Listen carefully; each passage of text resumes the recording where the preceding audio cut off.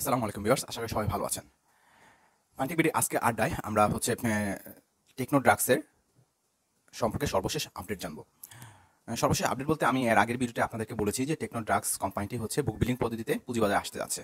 তো আমরা সবাই জানি বুক বিলিং পদ্ধতিতে যখন কোনো কোম্পানি আসে তখন তার আগে হচ্ছে ওই কোম্পানির একটি নিলাম হয়, মানে একটা বিডিং হয়। সেখানে হচ্ছে প্রাতিষ্ঠানিক বিনিয়োগকারীরা কোম্পানিটির হচ্ছে প্রাইস ডাকে এবং সেই তাদের প্রাইসের উপর ভিত্তি করে একটি কাট অফ প্রাইস নির্ধারণ করা হয় এবং সেই কাট অফ প্রাইসের হচ্ছে 30% কম মূল্যে সাধারণ বিনিয়োগকারীরা আইপিও শেয়ারের জন্য আবেদন করতে পারে।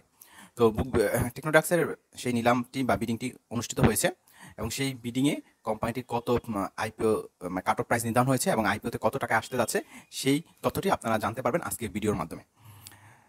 শুরুতে আমি আবারও বলে নিচ্ছি, টেকনো ড্রাগস যেই কোম্পানিটি, সেই কোম্পানিটি কিন্তু 2009 সালে হচ্ছে তাদের ব্যবসায়িক কার্যক্রম হচ্ছে নিবন্ধিত হয় এবং পরবর্তীতে 2010 সালে হচ্ছে 1 জুলাই কোম্পানিটি তাদের ব্যবসায়িক কার্যক্রম আনুষ্ঠানিকভাবে শুরু করে এবং 2014 সালে কিন্তু কোম্পানিটি চতুর্থ শীর্ষ রপ্তানিকারক হিসাবে পুরস্কৃত হয় এবং 2015 এবং 16 সালে তৃতীয় স্থান অর্জন করে ওষুধ রপ্তানির ক্ষেত্রে।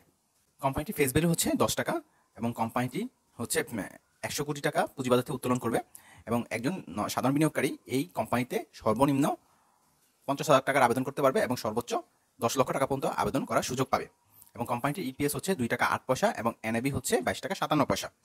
কোম্পানিটি টোটাল যে আইপিও শেয়ার ছাড়বে তার ভিতরে 25% হচ্ছে ইনস্টিটিউটের জন্য বরাদ্দ থাকবে এবং জেনারেল পাবলিকের জন্য 70% বরাদ্দ থাকবে এবং 5% হচ্ছে এনআরবিদের জন্য বরাদ্দ থাকবে এবং কোম্পানিটি হচ্ছে যারা হচ্ছে এমপ্লয়ি, সেই এমপ্লয়ীদের জন্য 15% শেয়ার বরাদ্দ থাকবে এবং 15% শেয়ার বরাদ্দ থাকার পরে বাকি যে শেয়ার থাকবে সেই শেয়ারের উপরে কিন্তু আমি ক্যালকুলেশনটা বললাম। তো এখন আমরা যে মেইন টপিক্সে চলে আসি যে এই কোম্পানির শেয়ারে আপনারা বা সাধারণ বিনিয়োগকারীরা কত টাকা আবেদন করতে পারবে।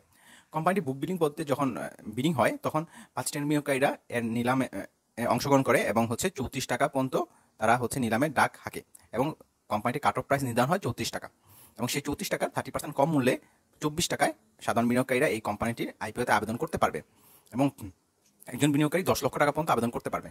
তো আপনারা সবাই জানেন যে এর আগে যে কোম্পানিটি এসেছিল বেস্ট হোল্ডিংস, সেটিতে 15 লক্ষ টাকা পর্যন্ত আবেদন করতে পেরেছে এবং এটিতে হচ্ছে 10 লক্ষ টাকা পর্যন্ত আবেদন করতে পারবে। তো এটা আমাদের জন্য বা সাধারণ বিনিয়োগকারীদের জন্য একটি সুযোগ যে আপনারা যদি 10 লক্ষ টাকা আবেদন করেন তাহলে বেশ ভালো সংখ্যক আইপিও শেয়ার পাবেন এবং কোম্পানিটির শেয়ারও একটা ভালো অবস্থান মার্কেটে তৈরি করবে বলে আমরা আশাবাদ ব্যক্ত রাখছি।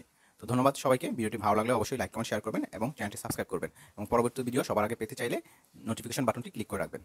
ধন্যবাদ সবাইকে।